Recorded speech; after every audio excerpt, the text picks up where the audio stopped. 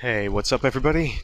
Today I want to talk about a throttle body bypass valve on a Mercedes SLK200 R170 from 1999. This engine type is the M111.946 naturally aspirated 4-cylinder. So on this engine type, actually, as you will see, you have the throttle body right here and the butterfly valve is just within this construction there. Now, there is actually no bypass valve to speak of.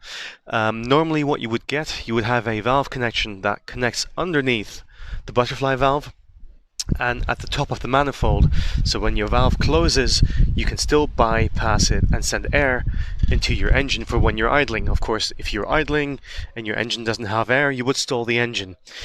Now, these systems, they're actually called drive-by-wire, and if we look here at the back, I'm assuming that is the little motor that controls the flap. So what this car does in idle, the flap will be opened slightly by the drive-by-wire system and automatically controlled by the ECU. So in this case again, there is no bypass valve, so there's also no need for you to clean it if you're having a rough idle.